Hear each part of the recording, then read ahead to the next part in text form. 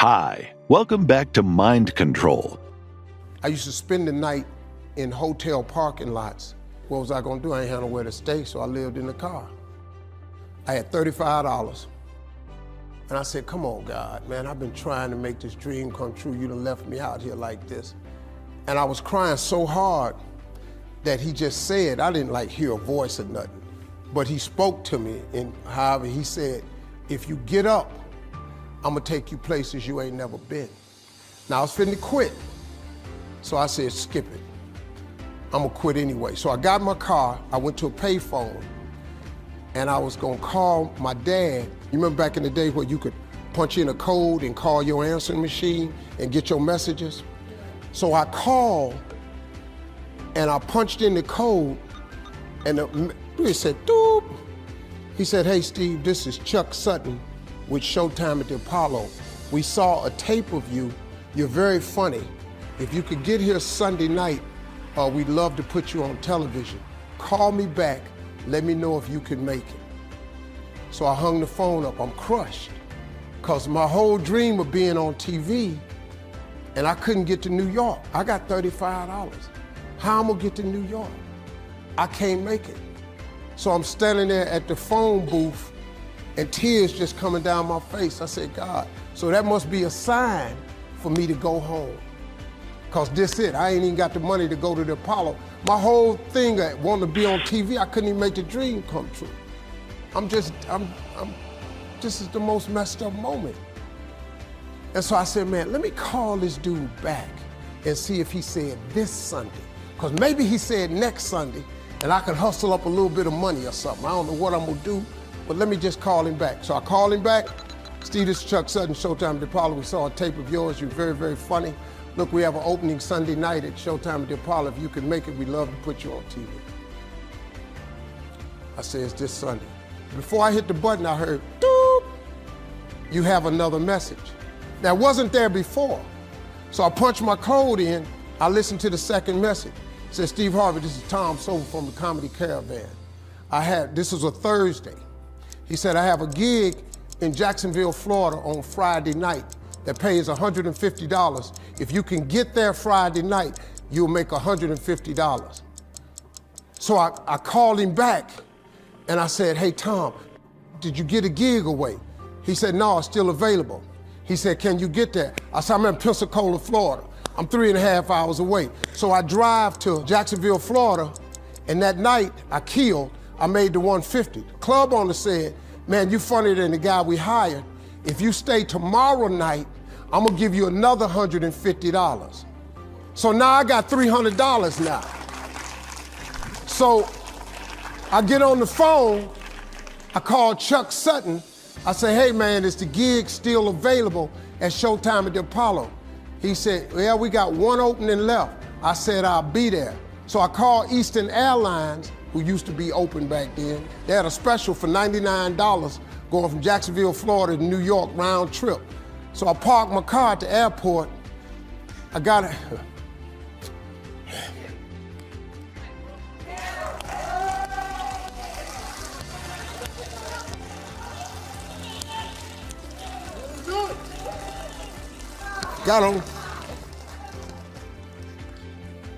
Got on plane, flew. Everything I had was in 2 bags. Got to the Apollo. I said, hey man, I'm here. I got there at 11 o'clock in the morning. He said, you can't stay here because you don't come on to the late show tonight. I said, man, I ain't got nowhere to go. I said, if you just let me stay in this building, man, I ain't gonna move around nothing. I ain't got nowhere to go. I'm in Harlem, I can't go back out here. I got these 2 bags.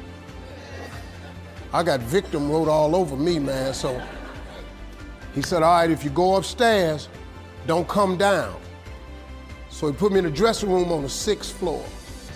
So that's where all the comedians were. So I stayed up there. I got hungry around 3 o'clock, and I couldn't take it no more.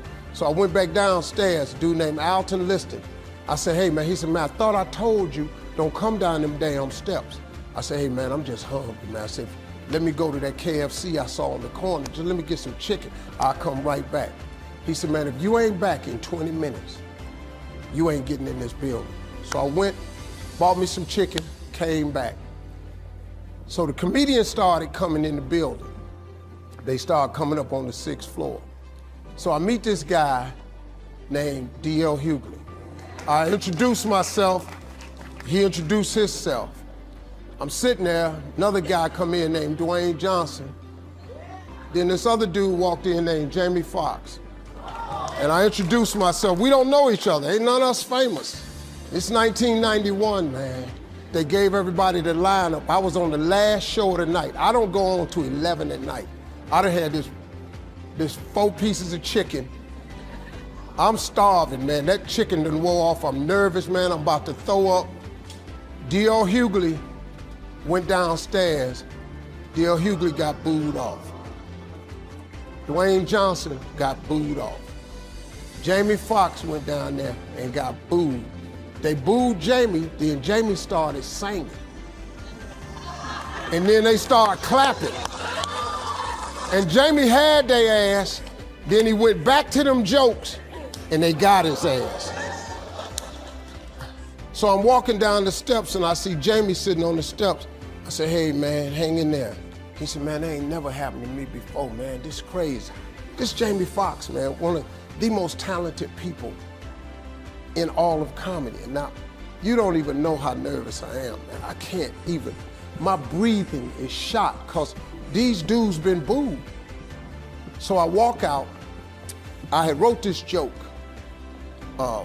Mike Tyson had got in a fight in Harlem with this heavyweight named Mitch Green. Mike Tyson had hit the dude in the eye in the store. Now he was on the news, his eye was swollen. So the joke I wrote was, they was interviewing Mitch Green and he was telling everybody what happened, but his eye took over the interview. And I wrote this joke that his eye started talking and was just, I tell you what happened. The heavyweight champ's fist is coming towards my face. I just said, Lord, Lord, Lord. And I wrote this whole joke about this dude's eyeball talking. And when the punch came, and all this here, the Apollo, man, they went crazy. They lost their mind. I got a standing ovation, man. I walked off stage, man, just started crying. I couldn't believe it. They paid me. I made $750 for being on TV for one night. I'd never made $750 telling jokes in one night. And so that was my first television appearance. A couple weeks later, Sinbad was the host of the show. He got this job on Different World. And so he quit. And so Mark Curry became the host. And then Mark Curry got hanging with Mr. Cooper, and he quit. And they came to me and said, would you come back to New York and host amateur night for us to just try you out? Oh, ain't no problem. And so I went to New York, I hosted amateur night, and I was killing. But every time we went to commercial break, I was supposed to let the warm-up act take over like Ruben does. But I knew not to let the warm-up act do that because he would change the attitude of the crowd because the Apollo was a wild place. So I stayed out there. I did the warm-up and the hosting. And I created a bond with that audience. And that's how I got on TV. It was my very first TV show. I hosted Showtime at the Apollo. I ended up being the longest running host in the history of Showtime Apollo. I did that show for 8 years. Nobody ever did it for 8 years. And that was my turn back moment. See, in your life, everybody has a turn back moment. You have a moment where you can go forward or you can give up. But the thing you have to keep in mind before you give up is that if you give up, the guarantee is it will never happen. That's the guarantee of quitting, that it will never happen, no way under the sun. The only way the possibility remains that it can happen is if you never give up no matter what. Because God is always coming. He's never too late. At your worst moment, look man, when they told me I had to be in New York, I saw no way I could get there. But that God don't. He make the phone ring. I end up in Florida, I make $300. Then I go to New York, I make $750. Almost got $1,000 out of nowhere. That's what happened to me. That was my moment of never giving up. That's when I first learned that faith was everything, that you have to remain faithful. We teach what we know, but we reproduce what we are. So if you're wanting to raise up some great leaders in your group, guess what? The first thing you need to do is be a great leader. Let me explain that to you. Let me just sit down for just a moment. At my age, it's a highlight. Let me just sit down for a moment and let's go back to the law of the lid. Remember when your lid was a 5, what was your company going to be? It was going to be a... Absolutely. The lid says you can't have a 6, you can't have a 7, you can't have an 8, you can't have a 9. You're a 5 leader. A 5 leader doesn't have 7s. A 5 leader doesn't have 8 companies. 5 leader doesn't have 9. 5 leaders have 4 companies. What kind of a person will you attract? If you're a 5 leader, you don't attract 6s, 7, 8, 9, 10. Can I tell you something? 8s don't want to follow 5. 8s go meet a 5 and they say, whoops, Mr. Magoo.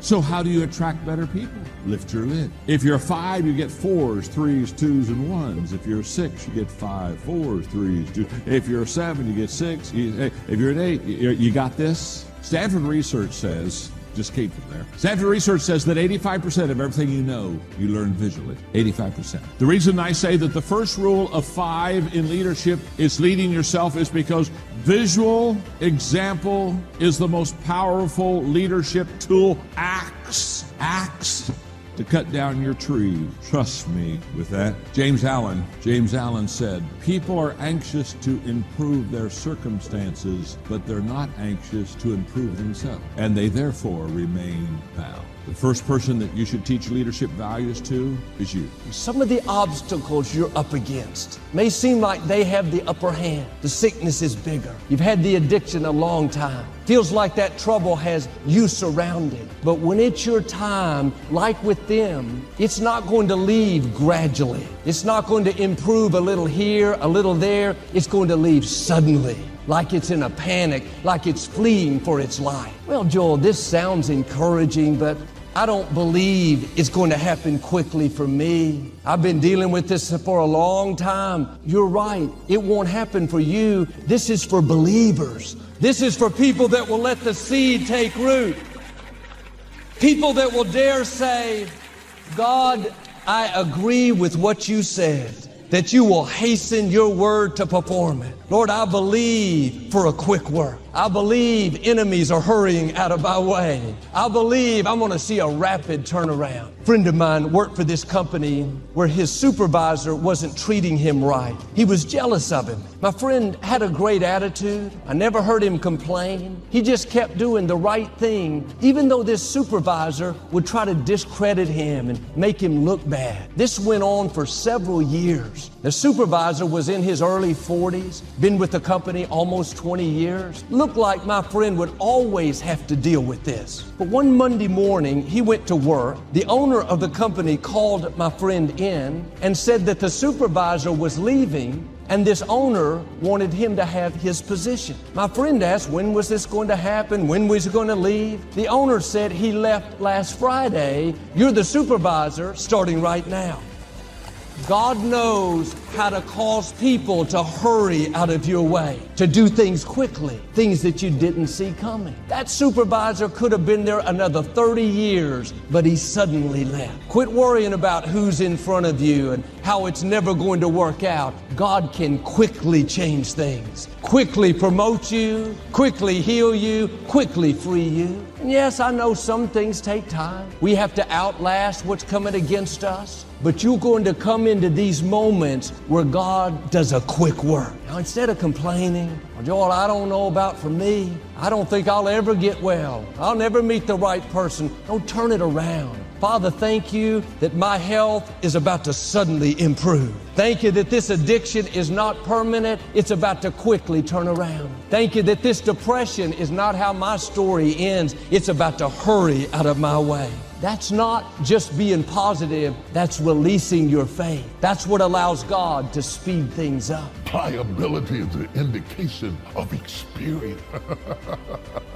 When you've been through enough, you become pliable, you become adaptable, you become relatable. When you've been through enough, you know how to rock with it, and you know how to roll with it, and you know how to shift with it. When you've been through enough and enough has passed through you, you've changed in your composite that you might look like dirt, but you're pliable. Somebody write on the timeline, I'm pliable.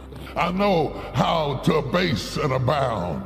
I'm in season and out of season. I know how to survive good times and bad times. I know how to work with whatever's thrown at me. I can make it through the winter and I can make it through a hot summer. I'm pliable. If it rains, I got a raincoat. If it's hot, I'll take it all. I know how to be pliable. Whatever season I'm in, I can be content because I'm not just dirt, I'm clay. This is the silent sermon of God. Can I preach this morning? I got up out the bed this morning to bring you a word this morning. I got out of the bed to impart unto you that if enough has passed over you, and enough has been planted in you, and enough has withered around you, it has affected your ability to develop the elasticity that it takes to be a survivor. Let me hear from my survivors. I want to hear from my survivors. Oh, no. I don't want to hear from the saints. I want to hear from the survivors. The saints can talk later. I want to hear from the survivors. A lot has passed over you, and you're still here. Survivors, make some noise. Yes.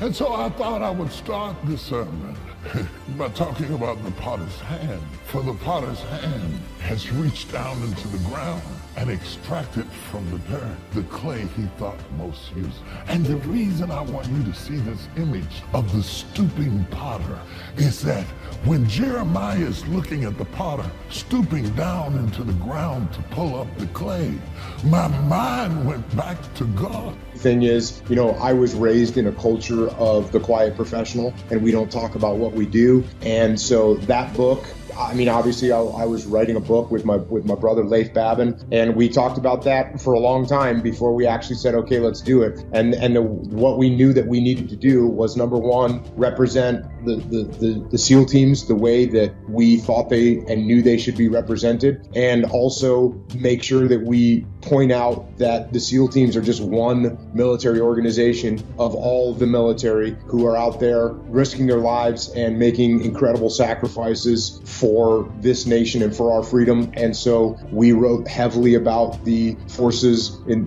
the soldiers and Marines that we worked alongside of in the Battle of Ramadi. And I think the other piece is, from my brothers that are still in the SEAL teams, when they started reading the book, and the reason that I think it's accepted by within the SEAL community is because we didn't try and make ourselves out to be something that we weren't. The guy that's in that book that's me. That's what I was like when I was in the SEAL team. That's what I was like now. I didn't embellish anything and you've read the book. The book is not about how great I was. The book is actually, a lot of it is actually about mistakes that I made and what I learned from it, and what mistakes Leif made and what he learned from them. And so that's why I think there was a little fear with that book in how my brothers in the SEAL teams would react to it. But once guys started reading it, the feedback was awesome. And so for the kids' book, I did no fear at all, none. I'm writing what I want, and I know that kids out there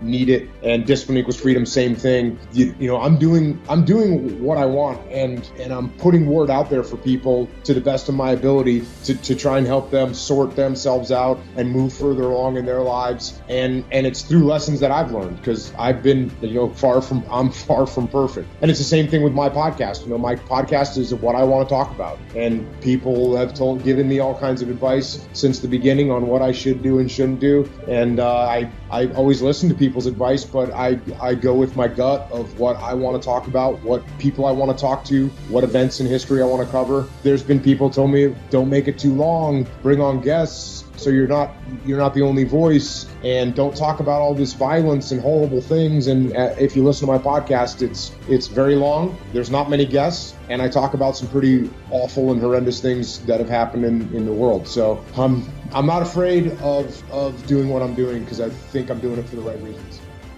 thank you so much for watching till the end. Don't forget to share your thoughts in the comments section. Please also like, subscribe, and share this video with your friends and families. Please watch our other motivational videos. Thank you again.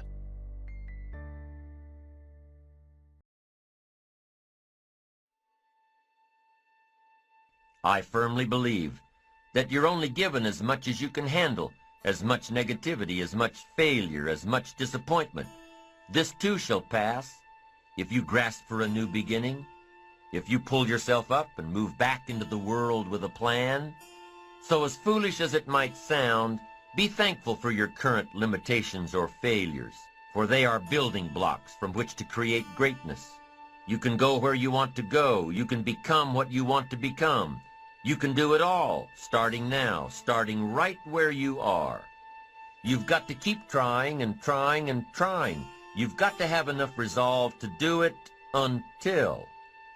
So be grateful for adversity, but for your future, make it work for you, not against you. Make your failures give birth to great opportunity, not prolonged agony. The world will willingly sit by and let you wallow in your sorrows until you die broke and alone. And here's what else the world will do. The world will step aside and let you by. Once you decide that your present situation is only temporary, once you decide to get back on your feet and make your mark. The world doesn't really care. So you have to. You have to care. In your own enlightened self-interest, give a run at adventure. Keep your eyes firmly on the achievement, on your ambition, and not merely existence and self-pity. Make a commitment to excellence. You have to be relentless. You have to never let off the gas, never stop, never quit. Never allow anyone to talk you out of the dream, the vision, and ideas that God has sent you. And understand that for every level, there's another devil. Never underestimate the power of small actions executed consistently. Never underestimate the power of momentum, because things in motion tend to stay in motion. And never underestimate yourself, because you are no different than any other change maker who has ever walked on this earth. I want you to think about one problem that you are passionate about. One problem that you want to start solving. And over the next 2 weeks, the next 14 days, I want you to come up with some small, consistent actions that you can begin implementing in your personal life to start solving this problem. And I promise you, you'll begin taking these actions, and it will start gaining momentum, and you will build a little initiative. And as you start to have an impact, people will begin asking you the question, how do you plan on changing the world? You would take a little step back, put a big smile on your face, and respond with those 3 simple but extremely powerful words. Small, consistent actions. The first thing you've got to do is decide if where I am hurts, if where I am is killing me, where do I want to be? Decide clearly and define where it is you want to be. What would it feel like to be more happy? Like define that, so where do you want to be? When you're working in these moments of desperation, where things are just so raw that you need to survive, you start taking this kind of honest inventory of yourself and you put things together. That's how you do it. So decide where you want to be. Look at your inventory and figure out what needs to go and what you need to add, what you need to build on. This is how life works. You can do this stuff because once you do that, it puts you in a whole different place. It puts you in a place where you have the tools to save yourself. Right? When nobody's coming, when there's no help coming, what are you going to do? You're going to sit there and just die? So you've got to do this thing yourself. And how do you do this? You've got to get inside of yourself and pull something out of yourself and get into this process that's saving yourself. It's going to be a process. Is it going to be hard? Yes, it's going to be hard. Is it going to be a struggle? Oh, I can guarantee that. Is it going to be some pain? You better believe there'll be some pain. But what you're going to discover is that you're a different creature. You're a different creature. You're not somebody who's living this pre-packaged life where everybody knows how your story is going to end, where everybody knows what's possible for you. No, that's not it. You're a different creature. Your blueprint is magnificent. Your blueprint is creative. You can do more than this. You can save yourself. You have the power to change your reality. You don't like where you are? You can change it. That's in you. That's what you discover. The kind of creature you are, the real nature of who you are. But you've got to be willing to reinvent yourself. And that's the key. That's the key. If you want to save yourself when you get in moments like these, in these hard, difficult times when it looks like nothing is going to work, you're just going to rot and die and everything you've worked for is falling apart, nobody's going to help you, you've got to reinvent yourself. Just keep moving forward. Stay busy. Moving in the right direction. Looking, opening doors, knocking on doors, finding a way out of no way. When life goes from bad to unbearable. It's when you've been knocked to your knees, your back is against the wall. Right? You've run out of money, you've run out of friends, people who believe in you and in your ideas. You've been used up and thrown away. Right? You're desperate, you're afraid. And it hits you like, this is it, this is do or die, and it's just me. Right? It's just me. That's how life works. In life, things will happen to you that you can't expect, you can't anticipate, you can't plan for. They just show up. And at that point, you have a decision to make. You have a decision to make. You can decide, I'm going to quit, it's over.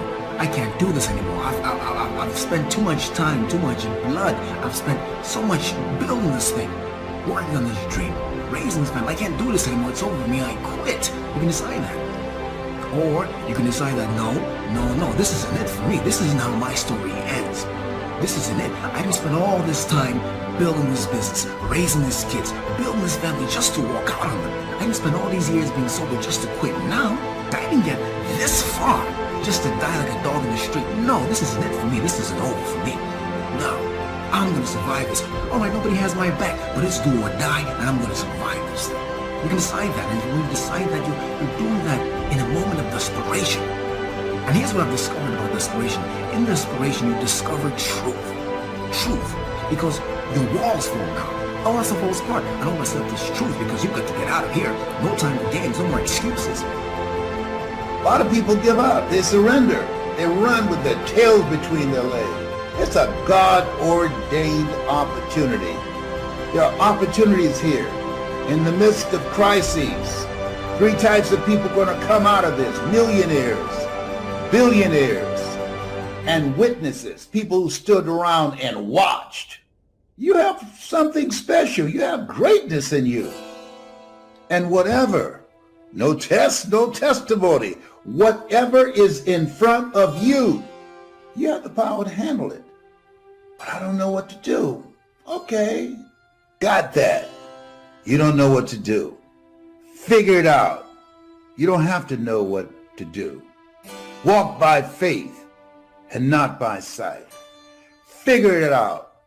Everything that exists, somebody was willing to put in the energy and the time to figure it out. And even when we see the power of it, the need for consistency, we all know that it's underrated. It's not celebrated. We can flip through Instagram and we can flip through social media and celebrate when someone loses. It's easy to celebrate when someone loses 50 pounds in 2 weeks, and we celebrate it and it's awesome, and I think we should. But it's easy to overlook the person who's maintained a weight for a whole year from consistently eating healthy, consistently working out, and consistently making decisions every day to maintain the year goal weight. It's easy to celebrate one-offs, to celebrate the moment, and we should. Hear me. I am just telling you that we get bored of consistency. You see, we assume in our culture today that growth, new levels, promotion all come quickly as a result of a moment of faith. We celebrate the tip of the iceberg, but what we often miss and what is underrated, Daniel, is this huge amount of consistent faith under the water. What areas of your life do you need to be more consistent in? Some of your thoughts and visions are so big and so outlandish and so powerful and amazing. You'll end up talking yourself out of that dream from saying, I can't afford that. Well, guess what? There's a lot of shit I can't afford. There's a lot of visions and dreams that I still can't afford. I came here to remind you that when people laugh at your visions and ideas, it's only because they don't have their own visions and ideas around what they're supposed to do with their life or their careers. People that don't have their own visions, they become vision killers. They don't have dreams for themselves. They don't have any hopes. They're hopeless. They're uninspired, unmotivated. They have no dreams. They have nothing that they're ambitious about. But I want to remind you to continue to dream and dream big. I have a habit of dreaming with my eyes open. I get very inspired by the things I see. I just wanted to remind you to dream and dream big. You have to be able to see what doesn't exist in order to be able to pull off or achieve what in most people's minds seems to be impossible. Only those that can see the invisible, being able to see what's not there. What is your vision? What is your idea? What was that God-sent dream? Only those that can see the invisible can do what seems to be impossible. You have to be awfully immature to think that every day is going to be a good day. Some days are better than other days. And some days, if it ain't one thing, it's another. Sometimes bad things, horrible things happen to good people. And I don't know why, but life isn't fair. Life isn't fair. Life just is. It wasn't fair. The fact that you're still alive and still on this earth, even though it's been challenging and rough, and sometimes you get discouraged and uninspired to keep going. God has a plan. You will grow through what you go through.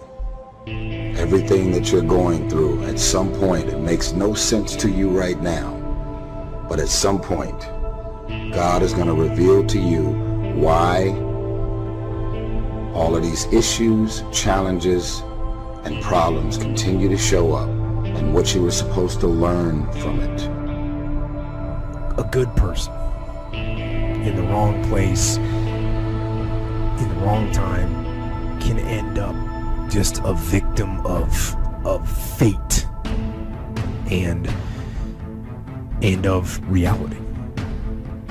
And it can be horrible and heart-wrenching, and disease like cancer and MS and horrible diseases and accidents, but when those bad things happen, what are you going to do? How are you going to lead? Are you going to get angry? Are you going to start going down the spiral of negativity? Or are you going to let this horrible situation dictate the way you feel and the way you handle it? All I need you to do is not throw away your confidence. All I need you to do is stay in the game. All I need you to do is put one foot in front of the other. All I need you to do is keep your confidence. Because if you persevere, there's a promise that has your name on it. Like, the question becomes this: can you be committed to the process of what you're doing without being emotionally attached to the results of what you're doing? Regardless of situation, regardless of circumstance, regardless of what happened, I'm gonna show up and I'm gonna give everything I got to it because I'm working for something that's totally different. Can you be committed to the process of what you're doing without being emotionally attached to the results of what you're doing? In other words, if you don't get what you thought you was gonna get, will you still be the same individual?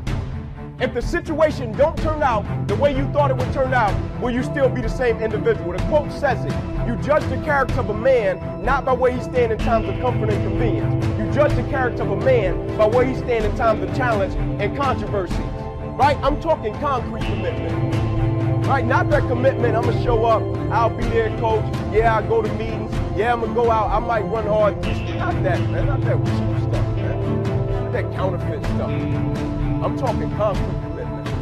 I'm talking a commitment that says, I am going to stay true to what I said I would do long after the move that I've said it in has left. Right? Because when you're in them seats, it's easy to talk about what you're going to do. Right? But Mike Tyson said it. Everybody got a plan until they get punched in the mouth. Right? People don't burn out in life because of what they do. People burn out because life makes them forget why they do it. Go back and do some soul searching and think about when you first started. Many people give up on the 1 yard line, where if they have the determination just to keep on knocking. It's a funny thing about life.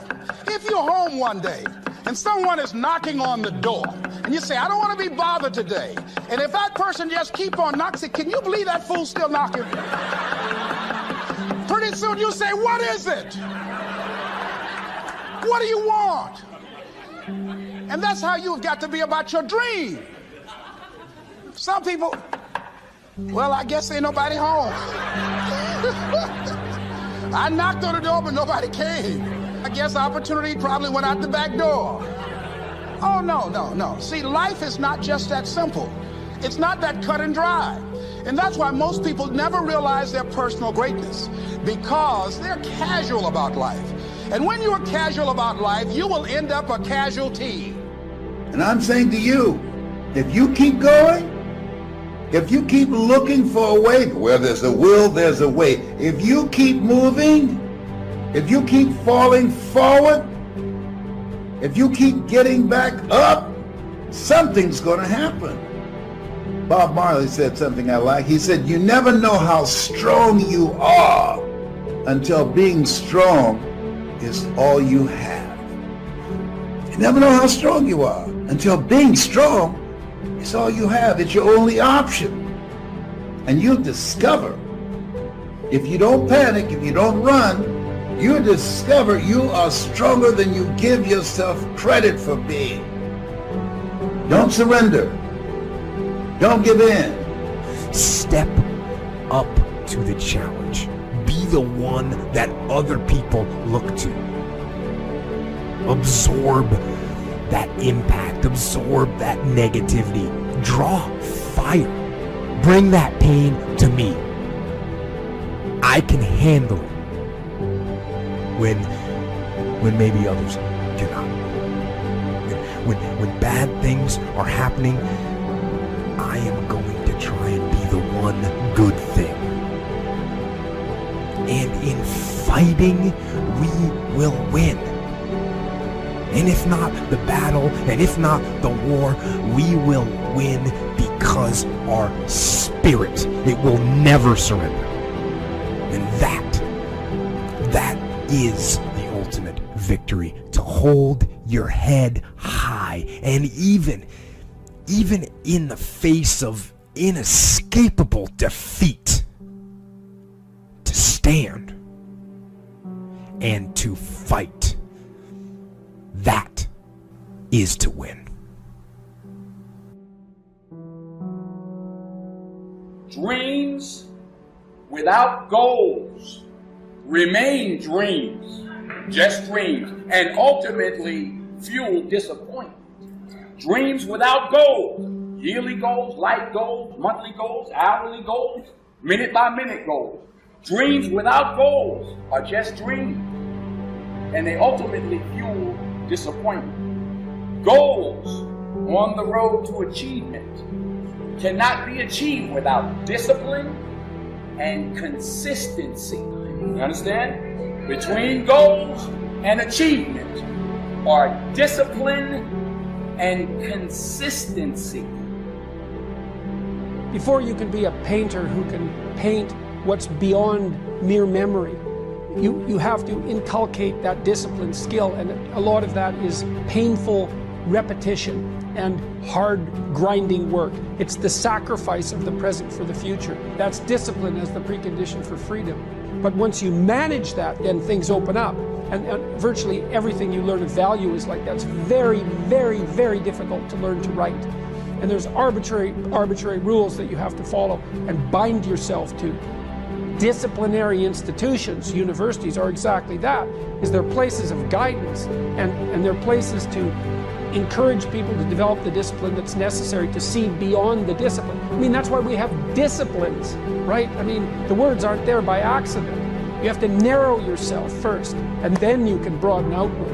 And so that's part of the process of maturation. I mean, that's part of the sacrifice of childhood. What we have to understand about developing ourselves and getting better is that it doesn't take brilliance, and it doesn't take a lot of time, and it doesn't even take a lot of effort, but it must be intentional. The fact that you don't get better automatically, you only get better because you intentionally make a decision to get better. To develop yourself, you've got to get out of the intending world and get into the doing world. So if you want to develop yourself and you want to get better, just act on what you've already expressed that you want to do.